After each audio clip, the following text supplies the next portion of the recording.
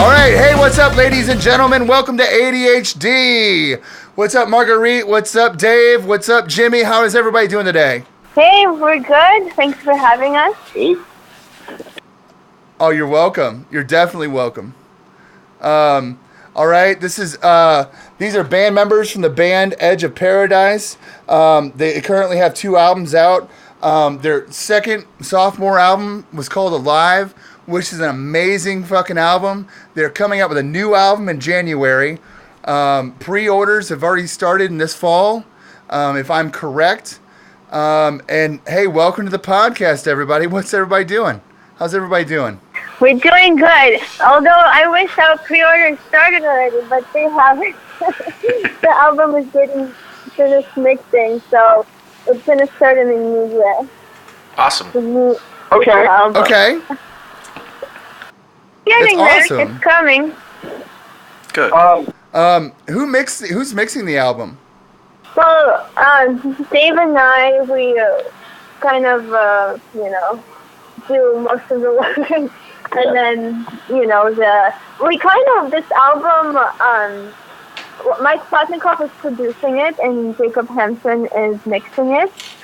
And Dave and I started writing the music maybe like a year ago, and then the band went through quite a few lineup changes.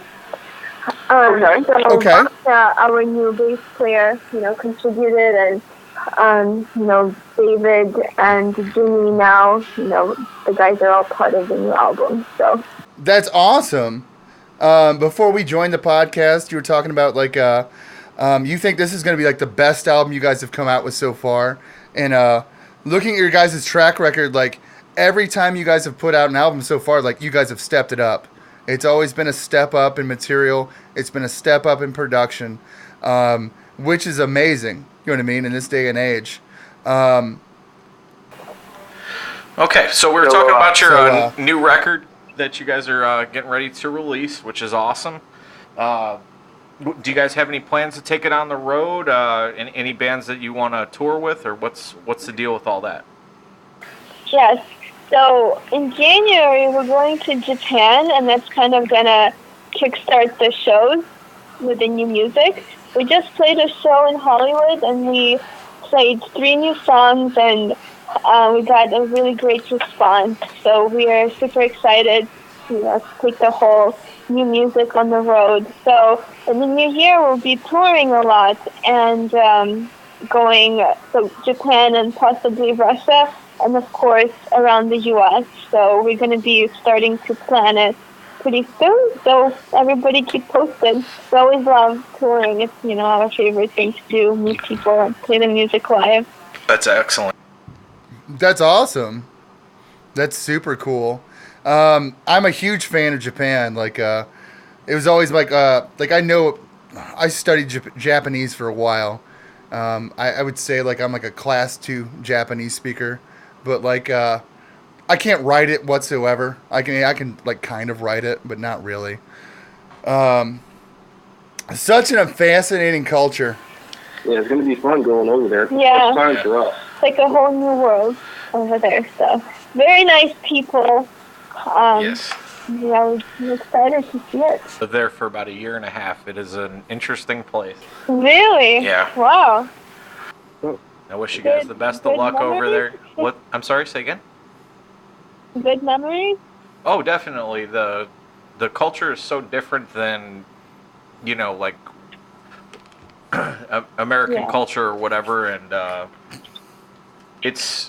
it makes you kind of get a better appreciation for just, how big the world is and just how different we all are. But at the end of the day, they all love the type of music that comes from here, and I wish you guys the best of luck, because honestly, I got a good feeling about this. You guys are going to kick some ass over there, so just keep doing what you do. Thank you very much. You're welcome. Yeah, we've been working out duty, so we want to dwarf everybody there. Okay. Absolutely. I would suggest getting some of the higher end sake, because if you guys get a night off there and decide to, just relax, I don't know if you guys are drinkers or whatever, but it's quite an experience because it's very warm, almost tea temperature. So. Huh. Nice. Yeah, we'll definitely look into that. Shoot, I'm almost excited for that. I'm gonna tell you the truth. Dude. Do you guys tour a lot of Europe? Huh? Do you guys tour a lot of Europe, or? Well, we played a festival in Netherlands, and that was really good, but we couldn't really, because it's like a whole new territory, and it's an undertaking to plan a tour in Europe, so we wanted to get the new album out before we do that, just to make sure we, the best foot forward.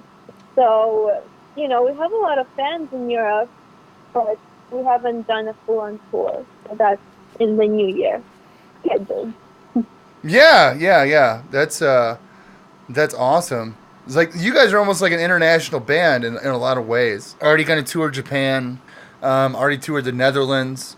I'm sure like after this next album, like you'll probably be in like because I've noticed like the way your sound is, your guys' sound has evolved. Like you'll probably be in Germany and other countries as well. Yeah, you guys kick ass. That's the goal. World domination, right? Yep. Absolutely. We went to Iceland. Iceland? What was that like? That's super Yeah, cool. we filmed a music video over there, Faces Here, for one of the singles Okay. of the new album, so it's going to come out soon. It was beautiful, magical place. We got drones and we captured a lot of the beautiful landscape. Great. It's so cool over there. There's we were out in the middle of nowhere and there's nobody around, and we were slamming on the drums and playing music, and there's these birds, and that's it. Nobody bothered us. So is that when you guys climbed the glacier? Yeah. Like I saw something about you guys climbed a glacier, and I was like, "Holy shit, that sounds fucking awesome!" Like, you guys got to climb a glacier. What was that like? I put out a trailer for the new album, and there's a clip of the footage from the Iceland video, so you can see how the drone is kind of coming into the glacier. We're all set up on the mountain. It was pretty cool. I mean, it was freezing, but it was definitely a great experience. Very nice people there too. Very, very different over there. Cool. How was the? I've heard that. Yeah. I'm sorry, James. I was just wondering what was the food like? What was their? Expensive. It was expensive. $10.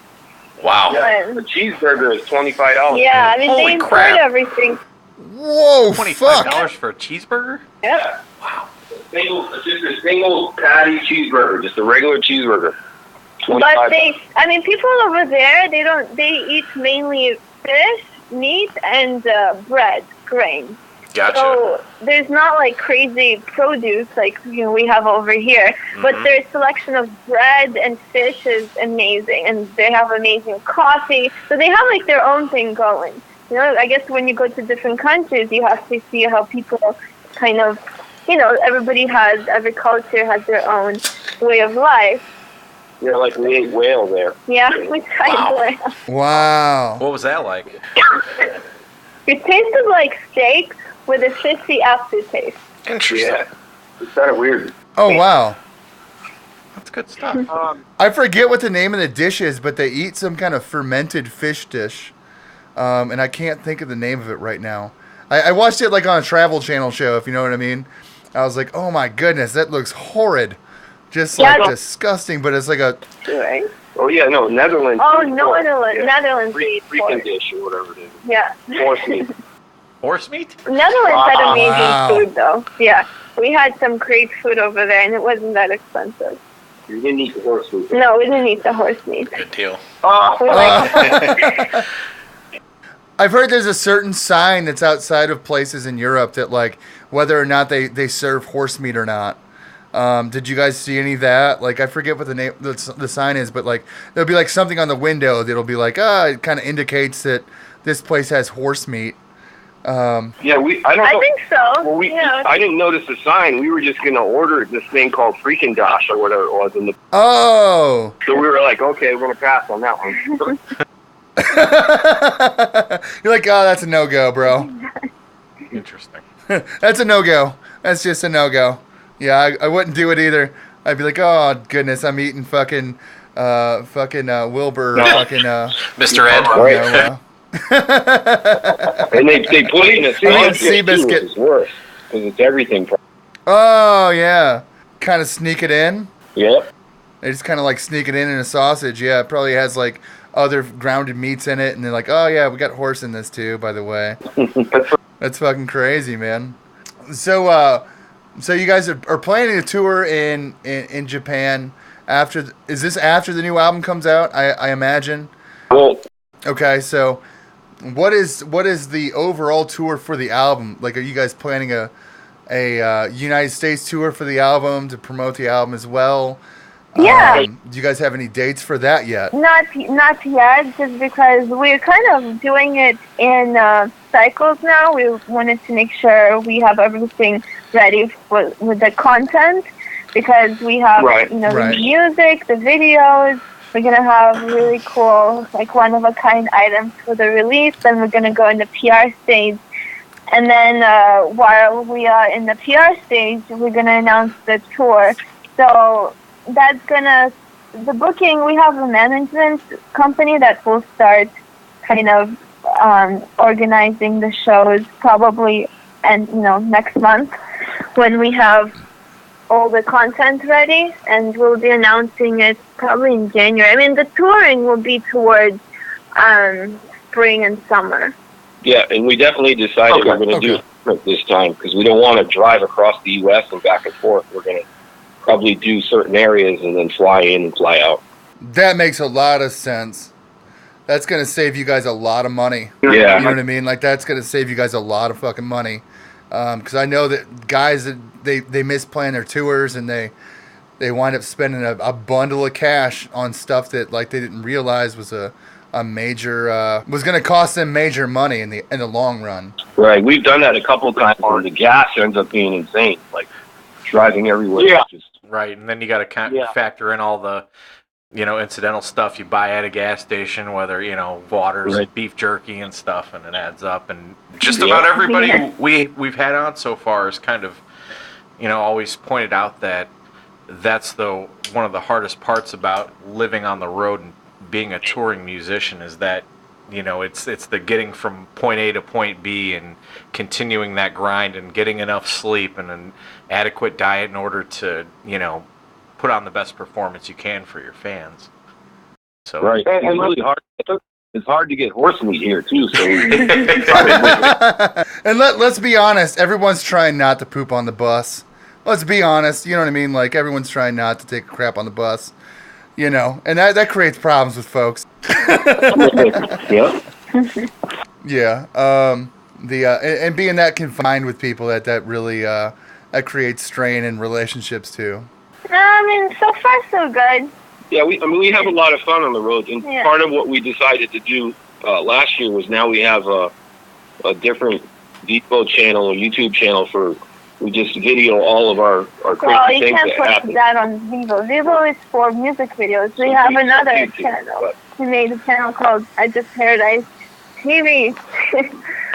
That's awesome. Yeah, we chronicles of our journey. So if you want to check out the Iceland journey and the Netherlands journey, we have those already up there, along with the trailer for the album. And then, because a lot of people, they're, interested in kind of what's going on behind the scenes. Plus, we have, like, lots of characters in the band. Everybody has very bright personalities. I know. We always have adventures, so. The trailer went on fire last time.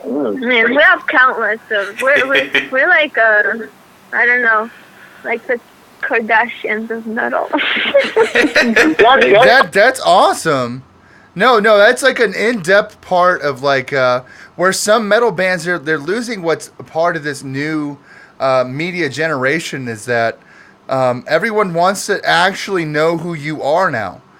Back in the day, it used to be like this mysterious thing. You know what I mean? Like, you want to be kind of aloof and all this other stuff. But like now, the fans want to know who you are. They want to know what your life's like what it's like to tour, and they want to live that now.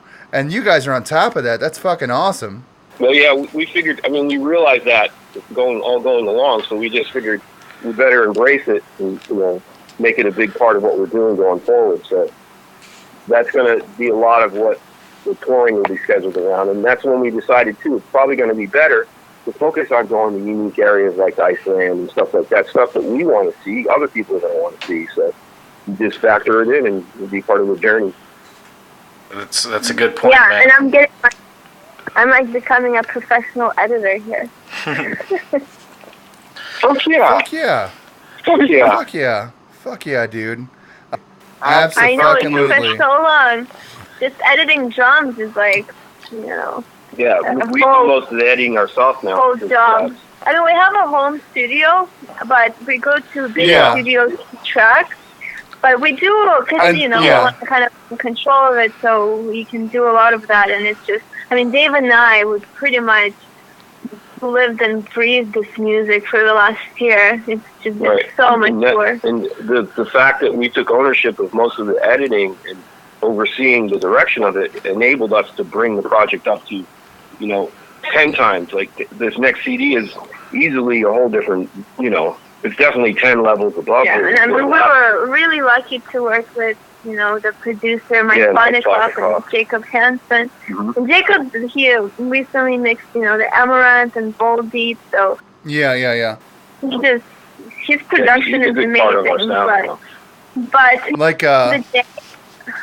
yeah, go ahead.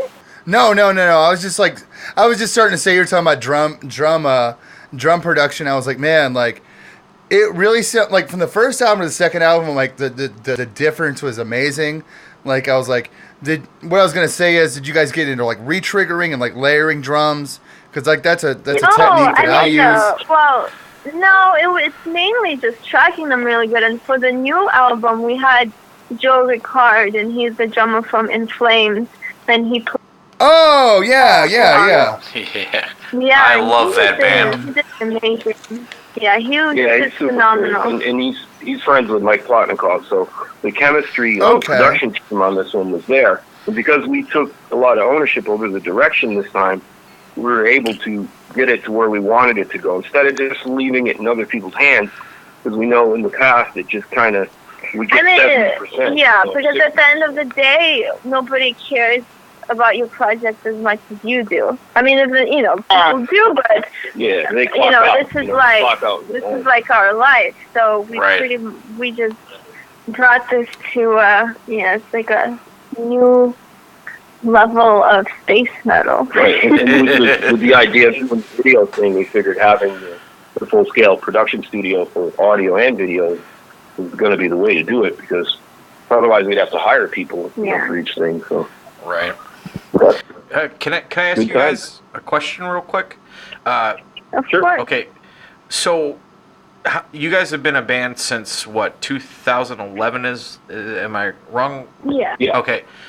Of all the places you guys have played, are there any venues that have stuck out in your minds, or experiences that were just like surreal that you'd maybe want to let people know and kind of give that personal insight from being there, that you'd want to tell the world? Well, the venue in Netherlands was really cool. What was it called? FNR. FNR. But out here, House of Blues is always really cool to play. The Grove out here was really cool. I mean, really fun times we had was playing kind of in the middle of nowhere. Yeah, some of the smaller clubs too, because you meet a lot of people face to face. Yeah, like we played at a personal. Texas is always fun. Texas is always fun. It's hard to remember the names of all the venues just right off the bat, because driving around. We played at so many places. I remember, Idaho, Texas.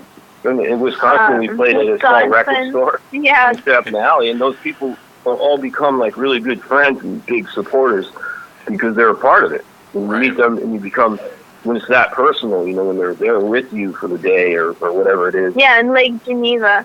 Yeah. The only record store there. Tim is the owner.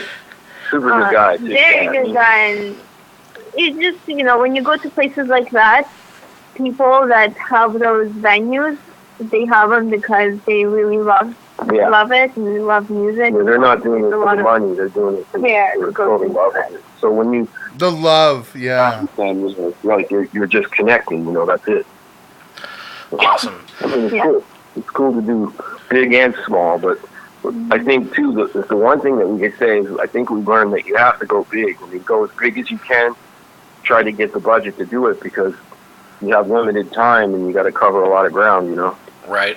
Because you have to always keep moving forward. You know. I think the disparity in the fact that like the industry has lost so much money. They're like it prevents like insanely great bands. Like no one is scouting as much as they used to. You know what I mean?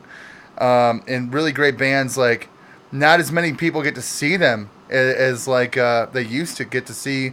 They'd find the really great band. You know what I mean? Like that band would transition by like their third or fourth album into the theater area or the arena area, and like it would be fucking just blown up and. All the bands now, you either have to have it on the first album, or nobody's going to pay for you to develop. It's a whole different thing. You have to get funded yourself, and I think that's what we learned was we spent a lot of time waiting and getting pissed off. Like, where's these opportunities? You know, the opportunities change. You have to make the opportunities. So a lot of people don't get that yet. They may be talented, and we struggled with that for a while.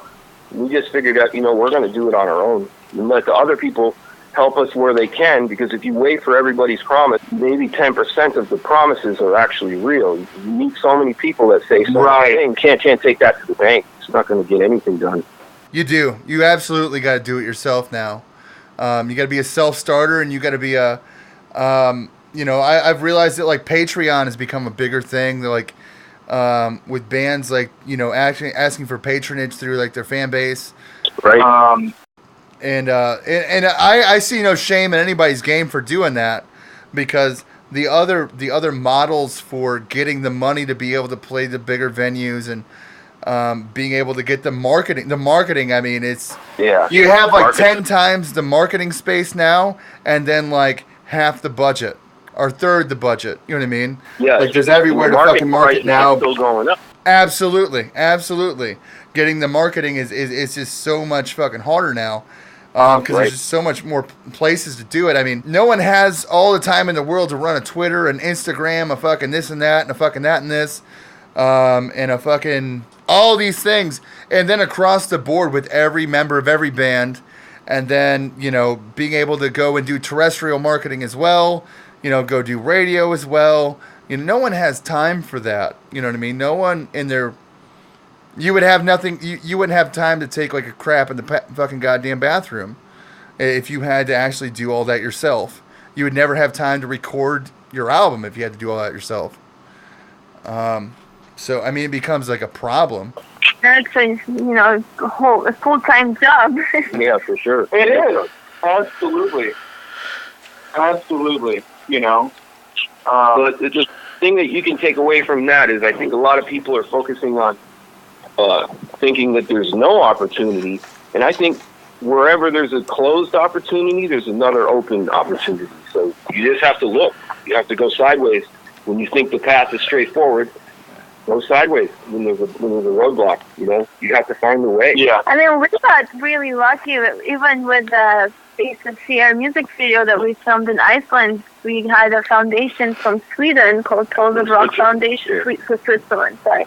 Souls of Rock Foundation, and they pretty much funded it. Yeah. So, I mean, we've been looking around a lot of different places, and it's funny to think of, like, all these things that there's things that it's impossible to know of until you actually put a project in motion.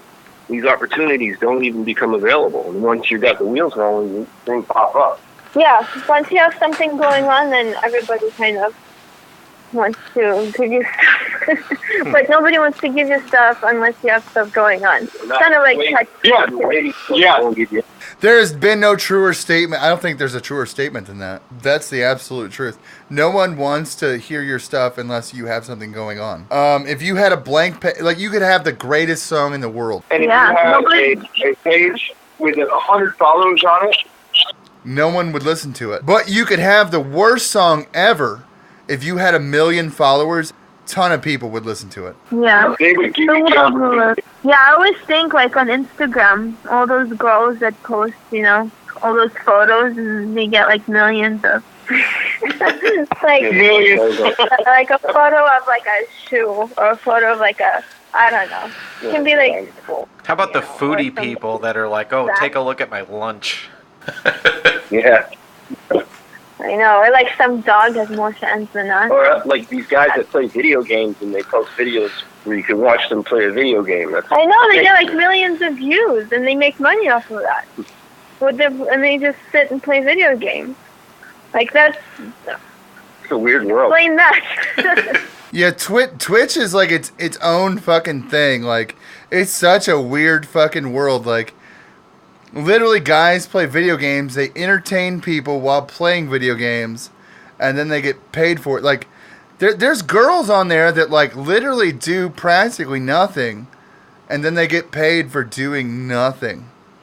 They won't even be playing video games. I mean, and they're not selling their body or anything like that, but they're just talking, and they're getting paid for just talking with their cat in the room. It's fucking crazy, man. I think about that sometimes, and I'm like, dude, like, who is paying for this? Like, there are people out there that are donating hundreds and hundreds of dollars, thousands of dollars to people that are like hanging out with their cats in a room. Yeah. It's a whole new world now. You know what I mean? It's like a brave new world that like we never expected to have ever. Right, you could have never predicted. You could never predict that. You know what I mean? Never. Let's see what in 10 years we'll see. Yeah, once space travel's here. Yeah. I mean, it's nonetheless to talk about like there's porn out there that like girls like on camera live chatting with guys. That's crazy too. I never saw that. Like never. No, never. That was never a thing. Like that's just fucking. I'm kind of appalled, but at the same time I'm like, wow. This is like, I couldn't have ever predicted this, so I'm kind of like, okay, couldn't have predicted it, like. Right. But the bottom line is that anything for money, they'll do anything to get money. It's pretty much where we're at. And the opportunities are just bizarre. Yes. You are dead right, sir. Like, you are definitely right. That's exactly where we are at right now. People will do anything but worse. So, could I ask you guys, what, okay, and this is a dream scenario, right? If you could put together a festival with all the bands that you have had as influences or people that you admire or look up to, who would you put together? And where would you I'd want Rammstein. Thank you. I want Rammstein. Thank you. Fuck yeah. I can't wait for that album. Yeah, Rammstein's great. And they got a 3-year tour coming, so I'm sure we're going to be able to tour them at some point. Oh, really? Oh, hell yeah, they do. Yeah. I can't wait to see it, man. Well, I kind of like Avenged Sevenfold, too. Yeah, that'd be cool. Iron Maiden would be cool. Yeah, I like all the old bands, too. I like the... Volbeat's good. I like Volbeat, too. Ghost would be cool. Well, Ghost's alright. That dude's weird. He is kind of weird. Looks like somebody's like creepy grandfather, like, you know what I mean? Like, I'm sure it's a mask. I hope. Okay, I'm gonna say this, and I'm gonna wind us up in PRP. I promise.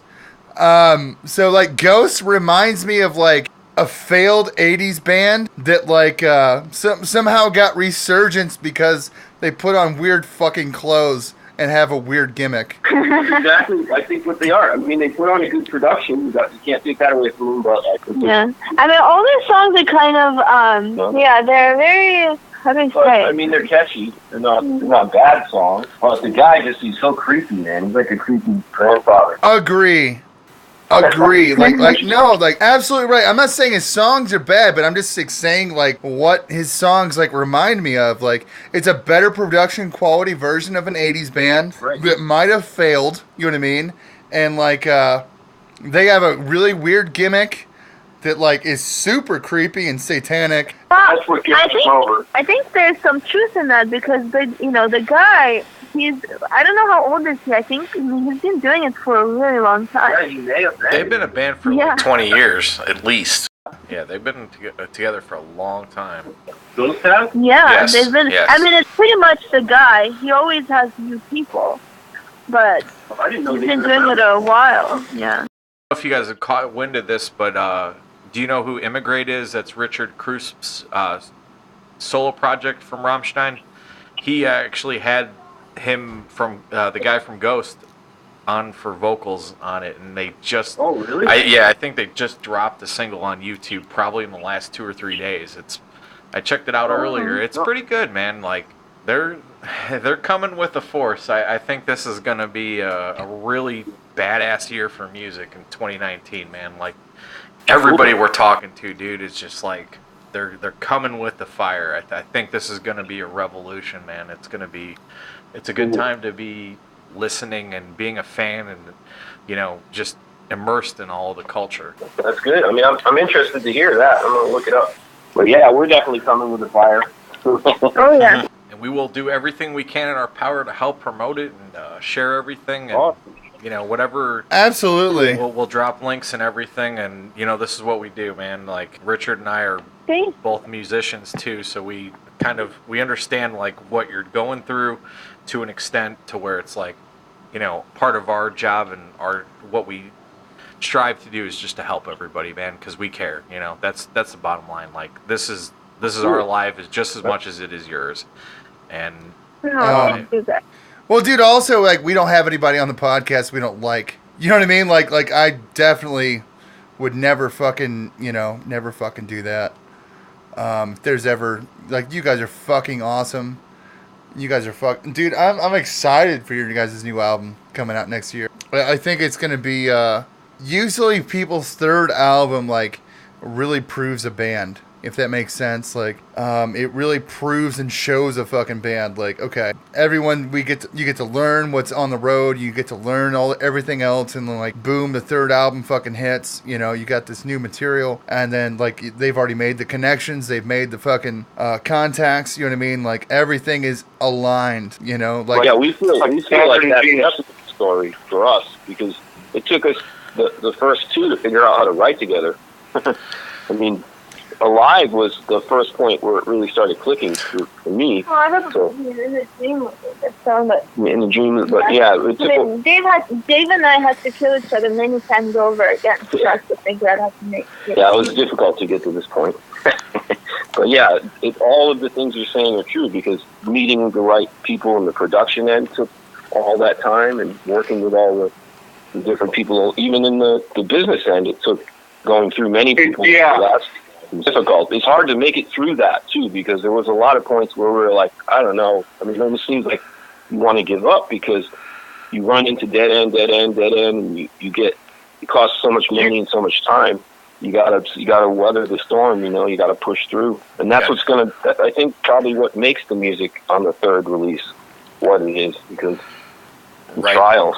Right, because you're finally just spreading your wings and doing you, and you have reins on what it is that your life goal and mission is, and complete understanding of it. Right. Because we just decided to stop listening and just do what we want to do.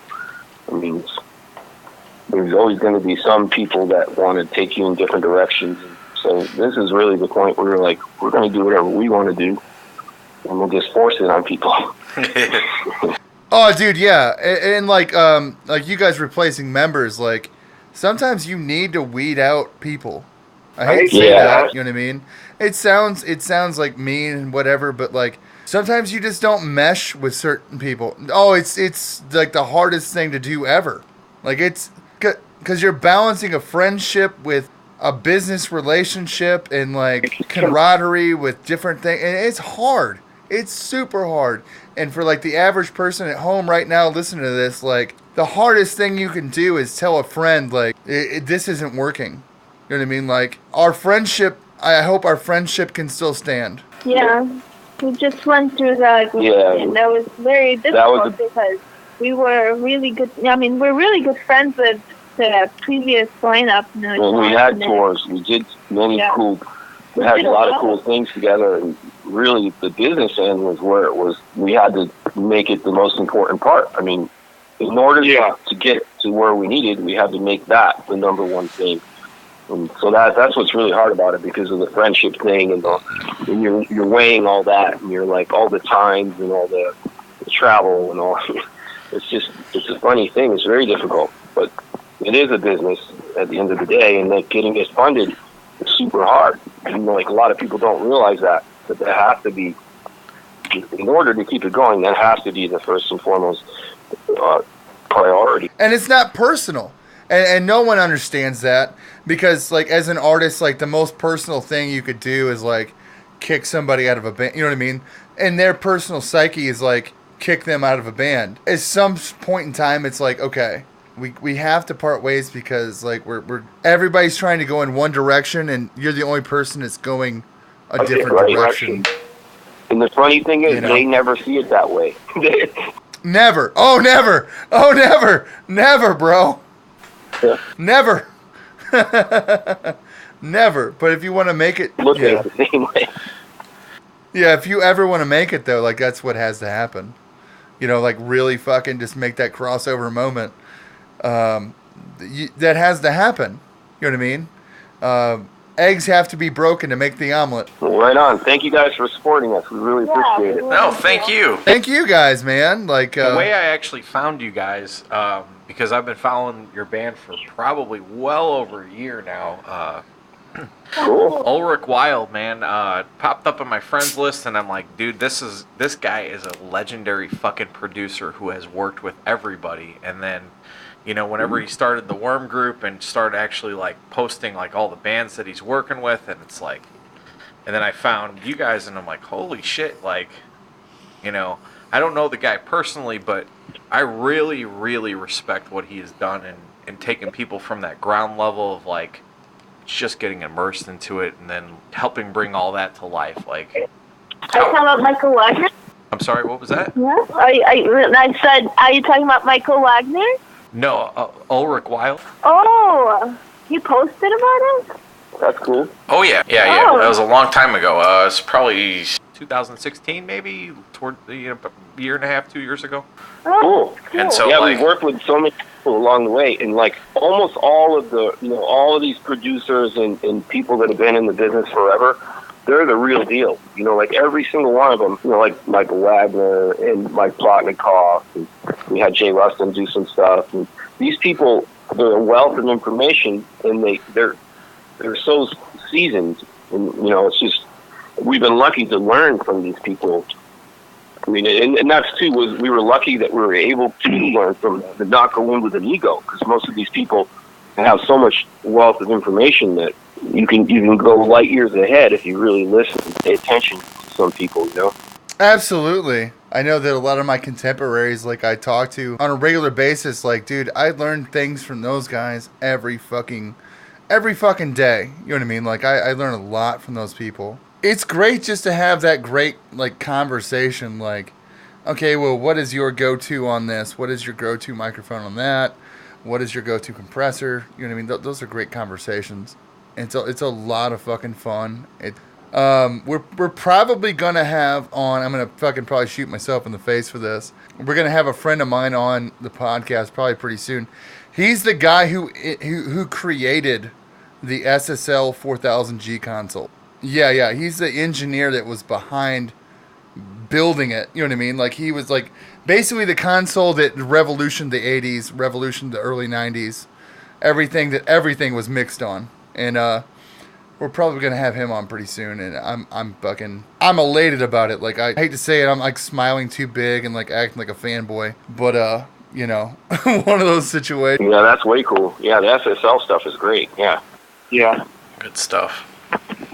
Are you guys doing anything for NAMM or anything, or are you gonna be planning on being out of the country by then? No, we're gonna be in town. I don't know what we're gonna do. Yeah, we're not sure.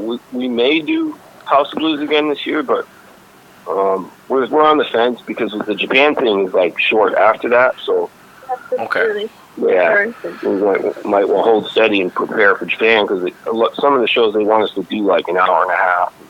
Usually opening here in the U.S., you just do like 40 minutes. Right, so it's like over twice the amount of time. Yeah, we're planning on coming out to LA around that time, man, and just kind of meet people in person, so it's not. Yeah, we'll be hanging out there. Definitely, we're Oh yes. Except for this fucking cord that keeps screwing me and making damn fucking crackling noises. I'm sorry. I get angry. I have an anger switch. I'm sorry. I'm a nice guy. I mean the best, but holy shit, computers and fucking all this technology. It makes me want to scream sometimes. If you have hate in your heart, you gotta let it out. Good times. This has been ADHD. Fuck yeah, dude.